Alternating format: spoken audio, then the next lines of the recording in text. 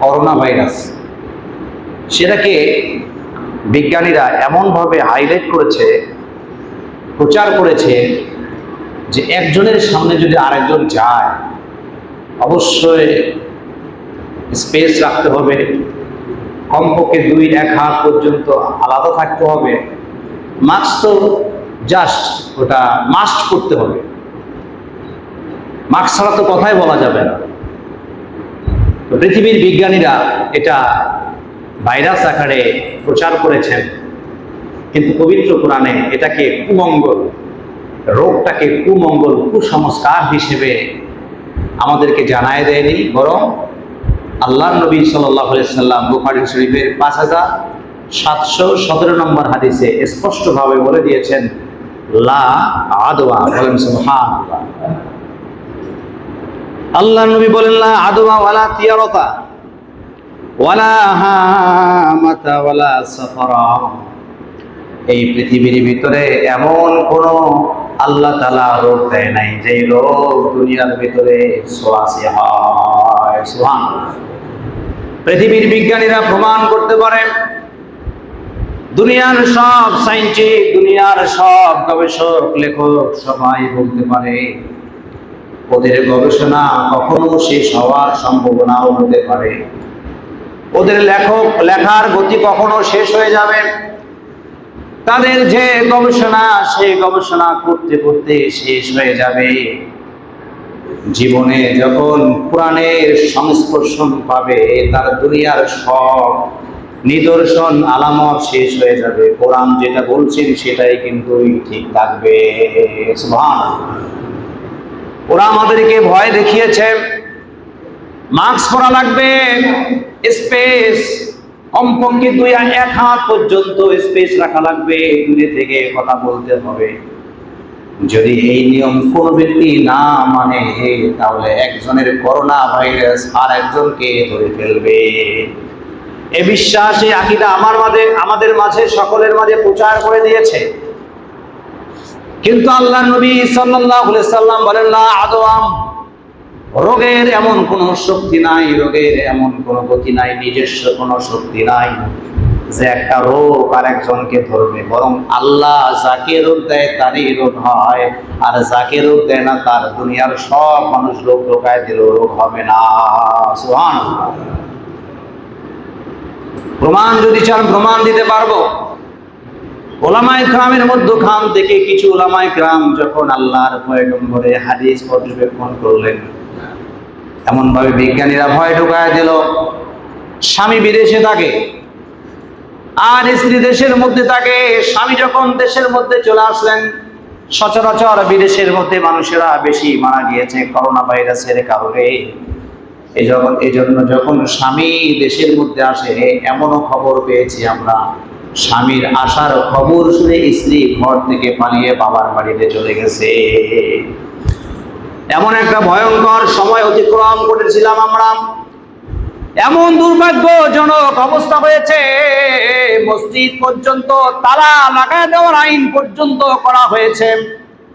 আল্লাহর ঘরে মানুষগুলো নামাজ আদায় করবে, আল্লাহর শুকরিয়া আদায় করবে, মানুষগুলোকে এভাবে বিজ্ঞানীরা, সায়েন্টিস্টরা, দেশের মানুষের ঊর্ধ্বতন কর্মকর্তারা যখন এই সিদ্ধান্ত নিলেন, আমাদের ওলামায়ে কেরাম বসে থাকে নাই, হাদিস পর্যবেক্ষণ করে যখন দেখলেন ছোঁয়াচে রোগ বলতে কোনো কিছুই নাই, তখন ওলামায়ে কেরাম বললেন যে সময় আপন বাবা সন্তানের ভাইরাসের কারণে পলায়ন করে, অথবা সন্তান আপন বাবাকে ভাইরাস ধরেছে সে কারণে সন্তানও পলায়ন করে, আপন স্বামী পলায়ন করে, আপন স্ত্রী পর্যন্ত পলায়ন করে, ওই সময় ওলামায়ে কেরাম নিজেই উদ্যোগ নিলেন যে সমস্ত মানুষেরা ভাইরাস হয়ে মারা গিয়েছেন তাদের গোসল নিজ হাতে পর্যন্ত করায় দিছে।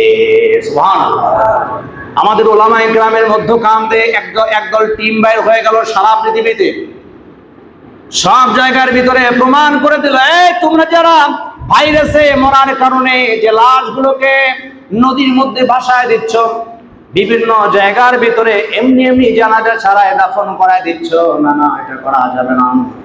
বরং আমাদের উলামায়ে কেরাম ওই ভাইরাসে আক্রান্ত ব্যক্তিদেরকে নিজ হাতে গোসল করায়া দাফন করায়া একেবারে সুন্দর রূপে সম্মানের সাথে তাদের বিদায় করে দিয়েছে।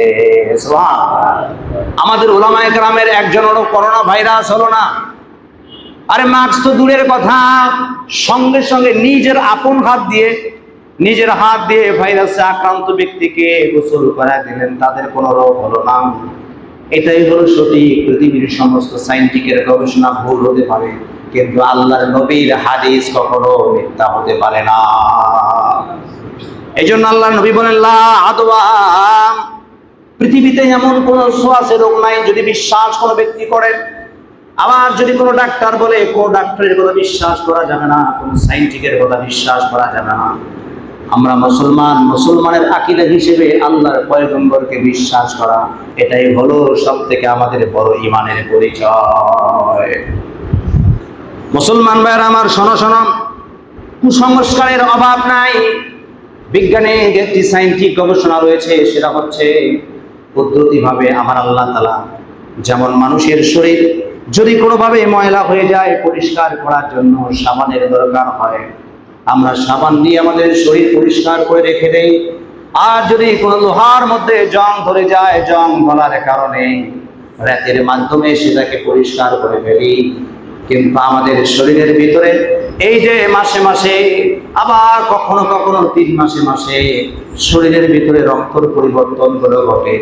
এক পর্যায়ে কিডনি আমাদের রক্তগুলোকে চাকনি দিয়ে পরিশীলিত রক্ত করে, আবার এই খাবারগুলোকে সুন্দর করে ডাইজেশন করে আমাদের রক্তগুলো, পরিশীলিত রক্তগুলো সমস্ত বডির ভিতরে পৌঁছায় দেয়। আর এই বিষাক্ত রক্তগুলো শরীরের মধ্যে থাকলে মানুষের ব্লাড ক্যান্সার হয়ে যাবে, রোগে ক্রান্ত হয়ে যাবে, মানুষের রোগ ব্যাধি বেড়ে যাবে। এই বিষাক্ত রক্তগুলো কিভাবে বাইর করা হবে?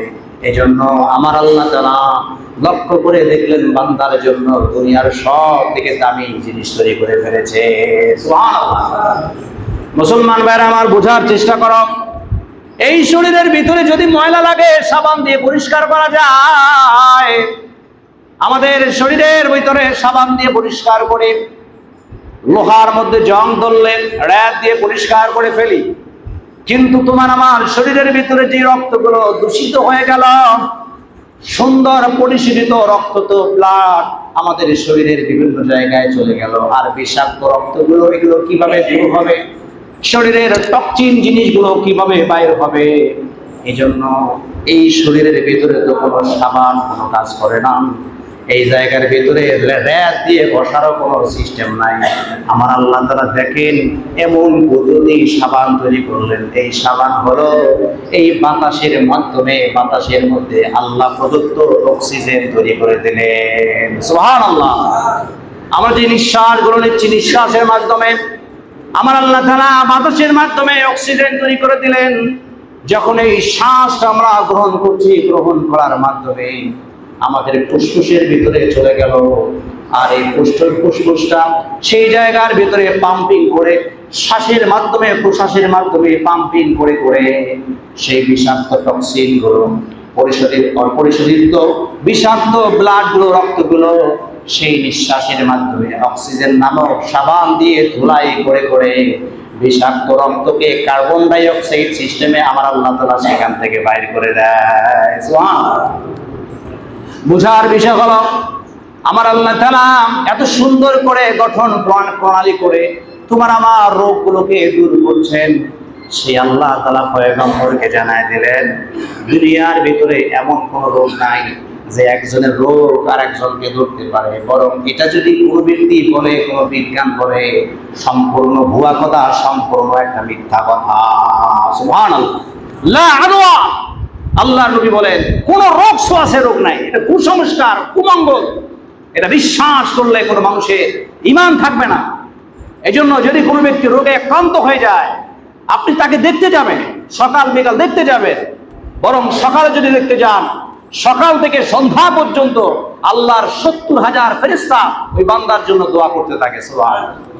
আবার সন্ধ্যার সময় সেই রোগাক্রান্ত ব্যক্তিকে দেখতে যাবেন, যারা রোগের মধ্যে আক্রান্ত হয়ে আছে, অসুস্থ হয়ে আছে, সন্ধ্যার সময় দেখতে যাবেন, আল্লাহর নবী বলেন সন্ধ্যা থেকে নিয়ে ফজর পর্যন্ত 70,000 ফেরেশতা তার জন্য দোয়া করতে থাকে। বলেন সুবহানাল্লাহ। এত বড় ফজিলতপূর্ণ একটি ইবাদতকে পৃথিবীর বিজ্ঞানীরা আমাদের থেকে এই ফজিলতপূর্ণ একটি আমলকে দুর্বৃত্ত করতে চায়। সতর্ক করা ভালো, নিজে পরিষ্কার রাখবেন, এটা ভালো, কিন্তু একজনের রোগ আরেকজনকে ধরার অপশন পবিত্র হাদিস এবং আল্লাহর কোরআনে এর দ্বারা প্রমাণ পাওয়া যায় না। এরপর আল্লাহ নবী সাল্লাল্লাহু আলাইহি সাল্লাম বলেন ওয়ালা তিয়ারাতা, সফর মাস এটা এমন একটি মাস অনেক কুমঙ্গল মনে করে যে এমন এক পর্যায়ে হয়ে গেল, জাহেলি যুগের ভিতরে এমন হয়ে গেছে যদি কোনো মানুষ মারা যায়, ইন্তেকাল করে ফেলে, তার মনে হয় ওই মানুষটা ইন্তেকাল করার কারণে তার যে আত্মাটা আছে, আত্মাটা এমন একটা পেশার রূপ ধারণ করে, তিয়ারতা পেশার রূপ ধারণ করে। আবার সেই পেশা পাখি যদি কোনো বাড়ির মধ্যে এসে ডাক দেয়, সেই মানুষ মনে করে যে আমার মনে হয় অমঙ্গল শুরু হয়ে গেল। এখন আমাদের সমাজে কোনো কোনো জায়গায় এটা মনে করে, পেশা ডাক দিছে বাড়ির মধ্যে, সে মনে করে আজকে মনে হয় কোনো কুমঙ্গল হবে, আজকে মনে হয় আমাদের বাসায় কোনো লোক মারা যাবে। আল্লাহ নবী বলেন লা তিয়ারতা, কোন পেশাকে কুমঙ্গল হিসেবে আমি সৃষ্টি করি না। এটা পেশা আল্লাহ পাকের মাখলুক, এটা ডাকতে পারে, এর মাধ্যমে কখনো কুমঙ্গল প্রকাশ হতে পারে না। বলেন সুবহানাল্লাহ।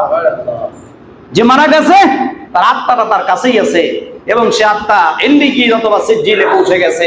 এটা দুনিয়াতে আসার কোনো আর সিস্টেম নাই যে পেশার রূপ ধারণ করে সে আত্মার রূপ ধারণ করে কারো বাড়ির মধ্যে সে ডাক দিবে আর সেটা কুমঙ্গল হবে।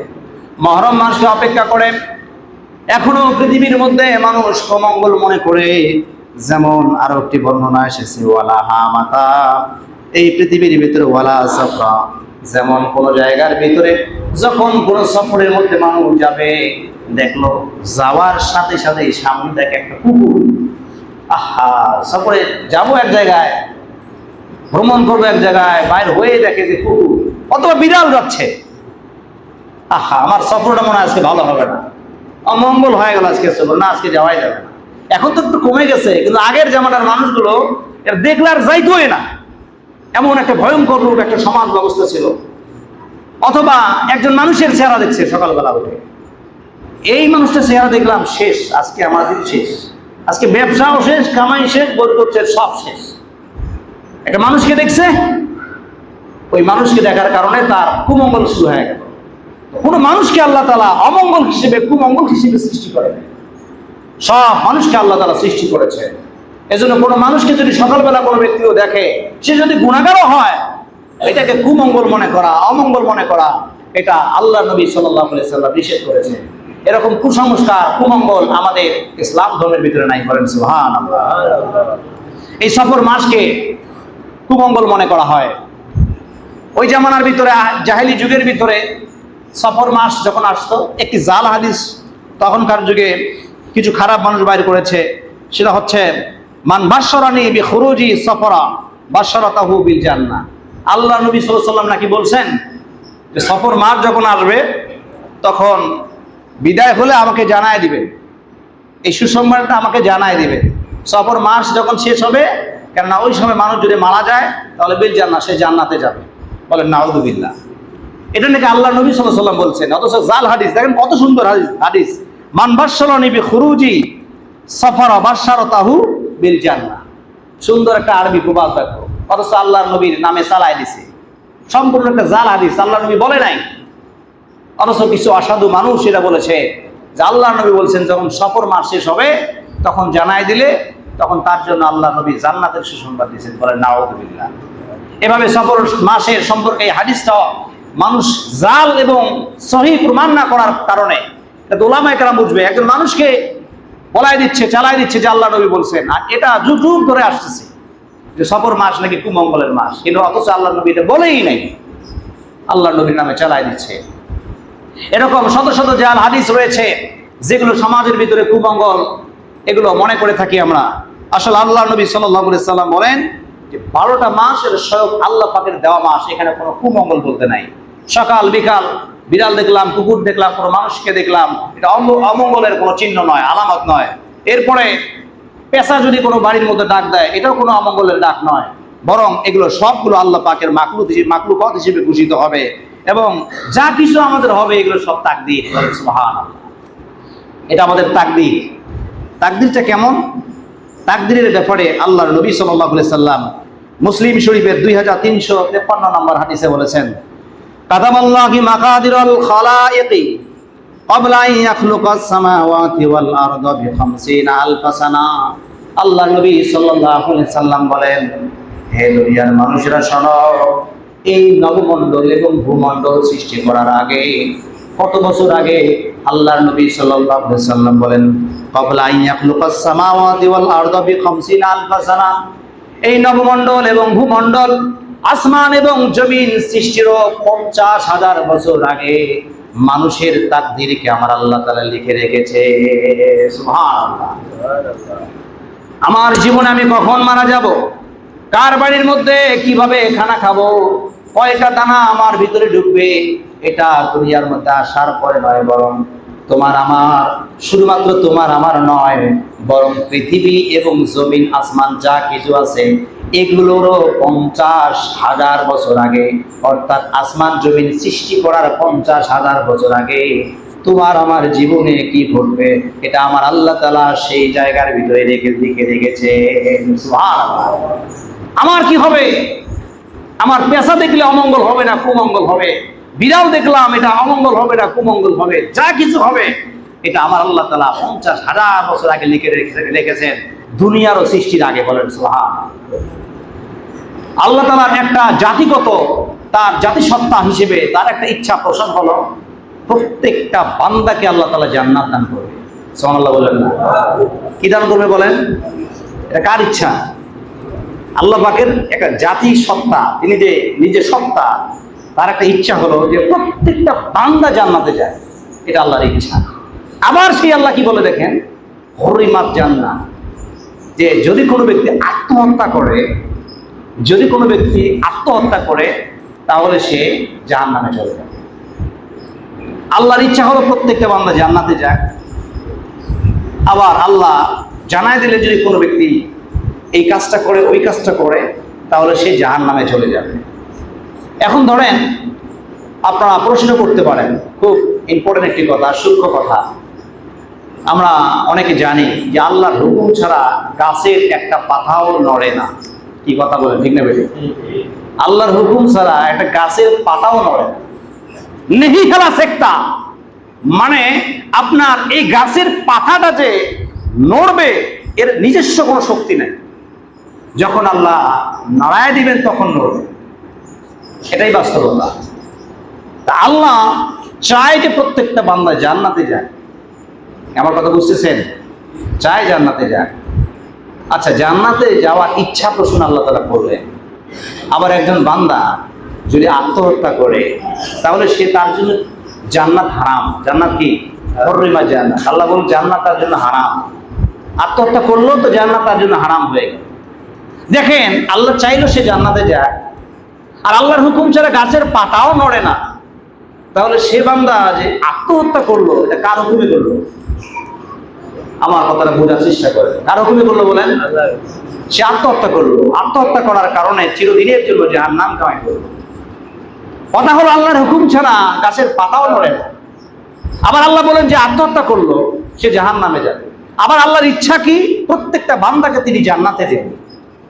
তাহলে তার হুকুম ছাড়া কিছুই হয় না। তিনি আবার বলেন জান্নাতে দিবেন, আবার জাহান্নামে দিচ্ছেন। এক মুখে কয় কথা হলো?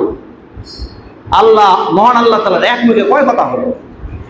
এটা বিষ খাওয়ার মাধ্যমে হতে পারে, আপনার ফাঁসি দেওয়ার মাধ্যমে হতে পারে, আত্মহত্যার যে কোনো মাধ্যম হতে পারে।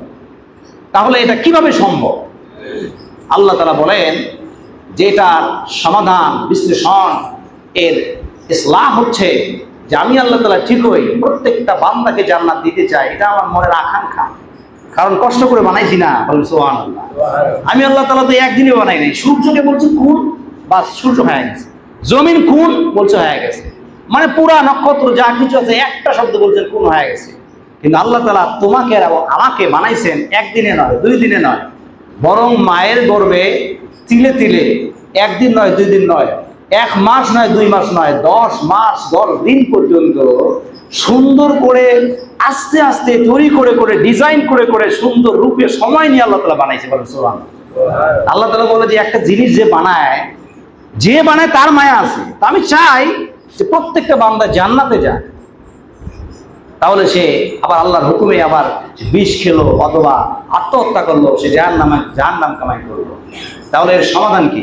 আল্লাহ তাআলা বলেন এর সমাধান হচ্ছে যে আমি আল্লাহ তাআলা প্রত্যেকটা মানুষকে বানানোর পরে তাদের নিজের ইচ্ছা স্বাধীনতা শক্তি দান করেছি। বলেন সুবহানাল্লাহ। কি দান করেছি বলেন তো? স্বাধীনতা শক্তি। তার নিজের স্বাধীনতা শক্তি আমি দিয়েছি, বাহুবল শক্তি দিয়েছি। এই বাহুবল শক্তির মাধ্যমে আমি আল্লাহ তাআলা প্রখ্যাতভাবে নিখুঁতভাবে আমি তার দিকে দৃষ্টিগোচর হই। একটু মনোযোগ দেন, দৃষ্টিগোচর হই যে আমি তার দিকে বারবার তাকিয়ে থাকি। মান জাদা ওয়া জাদা, যে চেষ্টা করে সে পায়, এই স্বাধীনতা আমি আল্লাহ তাআলা তাকে দিয়েছি। এই স্বাধীনতার বাহুবলে সে চাইলে আমি সঠিক পথ তাকে দান করেছি, তাকে পথ দিয়েছি বিভিন্ন পয়গম্বরদের মাঝে, রসুলদের মাধ্যমে। আমার নবী দেখিয়ে দিয়েছেন এটা জান্নাতের পথ, এটা জাহান্নামের পথ। তাদেরকে জানিয়ে দিয়েছে যদি আত্মহত্যা না করে সে জান্নাতে যাবে, আত্মহত্যা করলে জাহান্নামে যাবে। তাহলে এভাবে আমি পথ দেখানোর পরে তার ইচ্ছা স্বাধীনতা শক্তি রয়ে গেছে। এখন সে চাইলে সে ভালো কাজ করে জান্নাত কামাই করতে পারে, আবার সে খারাপ কাজ করে জাহান্নাম কামাই করতে পারে। তাহলে ইচ্ছা শক্তির মাধ্যমে আমি আল্লাহ তাআলা লক্ষ্য করি সে কি চায়। যেহেতু তার বাহুবল শক্তি আমি আল্লাহ তাআলা দিয়েছি, যখন দেখে আল্লাহ তাআলা যে আসলে বিষ পান করবেই, এই আসলে ফাঁসি দিবেই, তখন মান জাদা ওয়া জাদা, যেদিকে চেষ্টা করে আল্লাহ তাআলা তাকে সেদিকে প্রতিফলন করে। তো এটা আল্লাহ তাআলা তার ভাগ্যে দিয়েছেন। কিন্তু ভাগ্য দিয়েছে ঠিক আছে, কিন্তু আল্লাহ পাকের পয়গম্বরের মাধ্যমে জানা দেওয়া হয়েছে তাকদীর হলো দুই প্রকার। কয় প্রকার? অত্যন্ত সূক্ষ্ম বিষয়, আপনি যদি একটু মনোযোগটা অন্য জায়গায় দেন বুঝতে পারবেন না। তাকদীর হলো দুই প্রকার, মাবরুম আর হচ্ছে গায়রে মাবরুম, যেটাকে তাকদীরে মুআল্লাকাত তাআল্লুক বলা হয়। মাবরুমটা হচ্ছে চূড়ান্ত তাকদীর, এটা কেউ পরিবর্তন করতে পারবে না, এটা আল্লাহর কাছে আছে। যেমন আপনার মৃত্যু হবেই, মাস্ট মৃত্যু হবে, এটা তাকদীরে মাবরুম। দুনিয়ার কোনো মানুষ একসঙ্গে হলেও ঠেকাতে পারবে না, মরতেই হবে আপনাকে, এটা তাকদীরে মাবরুম। তবে মৃত্যুটা কখন হবে, কত বছর হবে, কত দিনের ভিতরে হবে, এটার নির্দিষ্ট রূপরেখা আল্লাহ তাআলা দ্বিতীয় নম্বর প্রকার তাকদীরে মুআল্লাক বা তাআল্লুকের মধ্যে আল্লাহ রাখছেন। বলেন সুবহানাল্লাহ।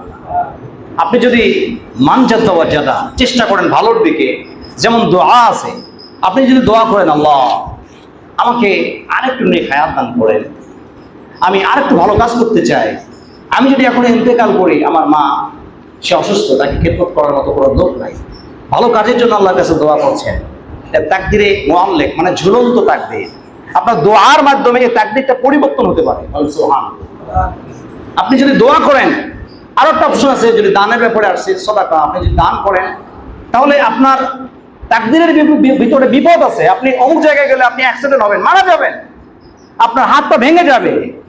তো আপনি এটা কি করবেন? আল্লাহ নবীর মাধ্যমে জানা দেওয়া হয়েছে যদি আপনি দান করেন, সাদাকা করেন, তাহলে ওই জায়গার ভিতরে যে অ্যাক্সিডেন্ট হওয়ার কথা ছিল, যেটা 50,000 বছর আগে, দুনিয়া আলো সৃষ্টির 50,000 বছর আগে এই বিপদটা আল্লাহ লিখে রাখছেন, ওই যে বিপদটা রয়েছে, এই বিপদটা আপনার এই দানের মাধ্যমে পরিবর্তন হতে পারে। তাহলে আপনি যদি আত্মহত্যা করেন, আপনি বিষ পান করলেন, আপনার ভাগ্যে তাকদীরের মধ্যে আছে, এটা আছে, 50,000 বছর আগে, দুনিয়ার আগে লিখে রাখছে আল্লাহ তাআলা। তো আপনি যদি মান জাদা ওয়া জাদা, আপনার চালিকা শক্তি, আপনাকে চলার জন্য ইচ্ছা শক্তি আল্লাহ দিয়েছেন, স্বাধীনতা শক্তি দিয়েছেন, আপনি যদি দোয়া করেন আল্লাহ আমি আত্মহত্যা করতে চাই না, কেন তোমার পয়গম্বর বলেছে, তুমি বলেছো আত্মহত্যা করলে তার জন্য জান্নাত হারাম, আমি করতে চাই না, আল্লাহ আমাকে হেফাজত করেন। বারবার যদি নিজের ইচ্ছা শক্তির মাধ্যমে আপনি আল্লাহর কাছে দোয়া করেন, তো ওই তাকদীরটা আল্লাহ তাআলা পরিবর্তন করে দেয়। বলেন সুবহানাল্লাহ। তো তাকদীর, এটা হলো তাকদীর, মরণ থেকে কেউ ঠেকাতে পারবে না। লাস্ট মেসেজ দিচ্ছি আপনাদেরকে, ইযা জা আজালুহুম, সূরাতুল আরাফের 34 নম্বর আয়াত, আল্লাহ তাআলা বলেন ইযা জা আজালুহুম লা ইস্তাখিরুনা সাআতান ওয়া লা ইস্তাকদিমুন। অত্যন্ত মোস্ট ইম্পর্টেন্ট কথা, ভালো করে দিমাগের মস্তিষ্কে কথাগুলো ঢুকে রাখেন। এটা তাকদীরে মাবরুম, এটা খণ্ডন করতে কেউ পারবে না, দুনিয়ার কারো শক্তি নেই। এটা অনেকে চেষ্টা করেছে কিন্তু পায়নি। আপনারা কি জানেন না? আপনারা কি শোনেননি? পৃথিবীর বড় বড় সায়েন্টিফিক গবেষকরা তারা মানুষের দেহকে ফেড়েছেন, টুকরো টুকরো করেছেন, শরীর রক্তের মধ্যে খুঁজেছেন, গোষ্ঠীর মধ্যে খুঁজেছেন, ব্রেনে খুঁজেছেন, পুরা শরীর কেটে টুকরো টুকরো করে দুনিয়ার সায়েন্টিস্টরা দেখেছেন, পর্যবেক্ষণ করেছে যে কোন জায়গার ভিতরে নাকি গোষ্ঠের সঙ্গে, নাকি রক্তের সাথে, নাকি পশমের সাথে কোন জায়গায় এই রুহটা পাওয়া যায়। এই রুহটাকে খোঁজার জন্য কত মানুষকে হত্যা করা হয়েছে, কত মানুষকে টুকরো টুকরো করা হয়েছে, নাকি গোষ্ঠের সাথে মিশে আছে, নাকি রক্তের সাথে মিশে আছে, নাকি হার্টের সাথে আছে। এই রুহটাকে অনেকবার খোঁজা হয়েছিল, কিন্তু পৃথিবীর কোনো বিজ্ঞান এই রুহটাকে খুঁজে পায়নি। বলেন সুবহান। তাকে মাগরুর, মৃত্যু তো হবেই, এটা কেউ আটকাতে পারবে না। তো ওটা যদি ধরাই যেত তাহলে একটা মৃত মানুষের ভিতরে ফিট করে দিলে তো জিন্দা হয়ে যেত। রূহ, এটার শব্দের অর্থ কি? রূহ মানে বাতাস। এটা একটা বাতাস, এটা আল্লাহর পক্ষ থেকে একটা কিছুদিনের জন্য, জাস্ট কিছুদিনের জন্য আমাদেরকে আমানত দেওয়া হয়েছে। এটা বাতাস, আমানত। রূহ শব্দের অর্থই বাতাস, কিছুদিনের জন্য আমানত রাখা হয়েছে, আবার যখন সময় হয়ে যাবে তখন চলে যাবে। লাস্ট মেসেজ দেখছি, ইদা জা আজালুহুম লা ইস্তাখিরুনা সাআতান ওয়া লা ইস্তাকদিমুন। আল্লাহর নবী সাল্লাল্লাহু আলাইহি সাল্লাম, সুলাইমান নবী আলাইহিস সালাম এভাবে সিংহাসনে বসা ছিলেন। আপনাদের মনোযোগ আছে তো? আছে তো? মনোযোগ আছে তো? আল্লাহর নবী সুলাইমান এভাবে বসে আছেন, সিংহাসনে বসে আছেন। হঠাৎ করে একজন সাদা পোশাক পরিহিত ব্যক্তি, পাগড়ি পরা, সুলাইমান নবীর সামনে এসে বসে গেল। সুলাইমান নবী জীবনে কোনোদিন দেখে নাই এ লোক কে, কোথা থেকে আসলো। এখন লোকটি এসেই আল্লাহ নবী সুলাইমানকে সালাম দিলেন, আসসালামু আলাইকুম ওয়া রাহমাতুল্লাহ। সুবহানাল্লাহ। আল্লাহ নবী সাল্লাল্লাহু আলাইহি সাল্লাম, সুলাইমান নবী আলাইহিস সালাম বলেন, হে সাদা পোশাক পরিহিত ব্যক্তি, কোথা থেকে আসলা, কোন জায়গা থেকে আসলা? জীবনে কোনোদিন তোমার সঙ্গে আমার সাক্ষাৎ হয় নাই, কোনোদিনও দেখি নাই। সাদা পোশাক পরিহিত ব্যক্তি ডাক দিয়ে বললেন, ও আল্লাহর নবী সুলাইমান, আমাকে এই দুনিয়ার ভিতরে কোনোদিন দেখেন নাই, বাস্তব কথা, কিন্তু দেখারই কথা না, কারণ এই দুনিয়ার কোনো মানুষই কিন্তু আমি না। সুবহানাল্লাহ। আমি হলাম আল্লাহর পক্ষ থেকে পাঠানো একজন দূত, আমি সাধারণ কোনো মানুষ না। আমার নাম হলো, আল্লাহ পাকের দেয়া নাম, আমার নাম হলো মালাকুল মউত। সুবহানাল্লাহ। মালাকুল মউতের কথা শুনে শুনে আল্লাহর নবী সুলাইমানের কলিজার ভিতরে কম্পন উঠে গেল। হায়, মালাকুল মউত কেন আমার সিংহাসনের পাশে বসলেন? পরিচয় বিনিময় হওয়ার সঙ্গে সঙ্গে আল্লাহর নবীর ডান পাশে একজন ব্যক্তি বসা ছিলেন। এই মালাকুল মউত পরিচয় করার সাথে সাথেই আল্লাহর নবীর ডান পাশে যেই ব্যক্তি বসেছিলেন তার দিকে বারবার তাকাইতেছে। সুবহানাল্লাহ। ডান পাশে বসনেওয়ালা ব্যক্তির দিকে যখন বারবার তাকায়, তিনি চিন্তা করলেন, হ্যাঁ, এতগুলো মানুষ, কারো দিকে মালাকুল মউত তাকায় না, শুধুমাত্র কেন আমার দিকে তাকাইতেছেন? কারণ কি? শত শত মন্ত্রী এমপি সেই জায়গার ভেতরে বসা, কারো দিকে তাকায় না, শুধুমাত্র আমার দিকে কেন তাকায়? অন্তরের ভিতরে কম্পন উঠে গেছে। আল্লাহ নবী সুলাইমানকে ডাক দিয়ে বলে, ও আল্লাহর নবী পয়গম্বর, শোনো, সারা জীবন আপনার গোলামি করেছিলাম, সারাটা জীবন আপনার খেদমত করেছিলাম পয়গম্বর। আজকে মালাকুল মউত আমার দিকে বারবার তাকায়, কলিজার ভিতরে পানি নাই। পয়গম্বর রে, এই মালাকুল মউতের কাছ থেকে আমাকে কমপক্ষে অন্য একটা জায়গার মধ্যে এসে রেখে দাও। আল্লাহ নবী সুলাইমান পয়গম্বর আলাইহিস সালাম অসংখ্য জিনের বাদশাহ ছিলেন, জিনকে হুকুম করলেন, যাও ব্যক্তিটাকে নিয়ে মিশরের গাছতলার মধ্যে রেখে আসো, যেন তার ভিতরে কোনোভাবে ভয় কাজ না করে। যখন ব্যক্তিকে রেখে আসলেন, আল্লাহর নবী সুলাইমান পয়গম্বর আলাইহিস সালাম এখন মালাকুল মউতকে ডাক দিয়ে বললেন, ভাই, কেন তুমি এতগুলো লোক বাদ দিয়ে শুধু তার দিকে বারবার তাকাইতেছো? এবার সেই মালাকুল মউত ডাক দিয়ে বলে, ও আল্লাহর নবী সুলাইমান, শোনো শোনো, কেন এতগুলোর মধ্যখান থেকে তার দিকে বারবার তাকাইতেছি? তার মাত্র একটাই কারণ, কিছুক্ষণের মধ্যে আমার আল্লাহ তাআলা জান কবজ করার জন্য, একজন ব্যক্তির জান কবজ করার জন্য আমাকে পাঠিয়েছেন। বলেন সুবহানাল্লাহ। ও আল্লাহর নবী সুলাইমান পয়গম্বর, শোনো, আল্লাহ তাআলা যেই মানুষটার জান কবজ করার জন্য পাঠাইছেন, তার চেহারাটা যেমন হবে, তার মুখটা যেমন হবে, তার চোখটা যেমন হবে, তার হাত যেমন হবে, মুখ যেমন হবে, পুরা শরীরের গঠন প্রণালী যেমন হবে, যেমন চেহারা, যেমন আকৃতির কথা বর্ণনা দিয়েছেন আল্লাহ তাআলা, আমি এসেই আপনার কাছে দেখলাম যে মাত্র আর ইদা জা আজালুহুম লা ইস্তাখিরুনা সাআতান, সাআতুন শব্দের অর্থ মাত্র কিছুক্ষণ সময়, মানে 1 মিনিটের মধ্যে আমি একজন ব্যক্তির জান কবজ করব। যার জান কবজ করব, যেরকম চেহারা সুরত হবে 1 মিনিটের মধ্যে যার জানটা কবজ করে ফেলবো, যেরকম চেহারা সুরত হবে ওই ব্যক্তিকে দেখতেছি আপনার ডান পাশে এসে বসে আছে। সুবহানাল্লাহ। আমি চিন্তা করতেছি, হায় আমি যার জান কবজ করব তার চেহারা হুবহু তার মতো মিল। আমি চিন্তা করতেছি, হায় আমি যার জান কবজ করব সে তো একদম মিশরের গাছতলায়, এখানে কি করে? বলেন সুবহানাল্লাহ। এখান থেকে শত শত কিলোমিটার দূরে, এখানে তো যাইতে বহু টাইমের ব্যাপার, সে তো থাকবে মিশরের অমুক গাছতলার মধ্যে, সে এখানে কি করে? তো আমি চিন্তা করতেছি, এত দূরে যার জান কবজ করবো তো সে আপনার এখানে কি করে? এটাই কি সেই ব্যক্তি? আসলে যদি সেই ব্যক্তি হয় তাহলে এখানে কেন? আর এখানে যদি থাকে তাহলে ওই ব্যক্তি কোথায়? চেহারার এত মিল পাইতেছি কেন? বলেন সুবহানাল্লাহ। সুলাইমান বলে, হায় মালাকুল মউত, বলো কি? আরে তুমি যার জান কবজ করার জন্য আসলা, মিশরের গাছতলা জান কবজ করবা, তাই তো? আমি তো তাকেই এখন জিনের মাধ্যমে পাঠাই দিলাম। বলেন সুবহানাল্লাহ। মরণ থেকে যতই পালাও, মরণ থেকে যতই পালাও, মরণ তোমায় লইবে ঘিরি। যদিও সুদূর আকাশ পানে পালাও, সে তাই লাগায় সিঁড়ি। মরণ থেকে বাঁচার জন্য যদি তুমি আকাশের মধ্যে একটা ঘর বানায় লও, মরণ থেকে বাঁচার জন্য যদি তুমি সমুদ্রের তলদেশের ভিতরে জানালা দরজা বিহীন একটা ঘর বানায় লও, আল্লাহর ফেরেশতা মালাকুল মউত ডাক দিয়ে বলে, আমি সেই জায়গাও কিন্তু চিনি। তাকদীর, মরণ কার হবে এটা অবশ্যই মাস্ট হবে। এই জন্য দোস্ত আমাদের বুঝা দরকার, জানা দরকার, আমার এই ঘর বাড়ি যা কিছু আছে সব রেখে একদিন আমাদেরকে যেতে হবে। সফর মাস, মরণকে কুমঙ্গল না মনে করা, রোগে মৃত্যু হয়েছে এটা কুমঙ্গল না মনে করা, না করে আমরা যদি অসুস্থ ব্যক্তির কাছে বারবার যাই, তার কাছে দোয়া নেই, তাহলে এটা সওয়াবের কারণ হবে।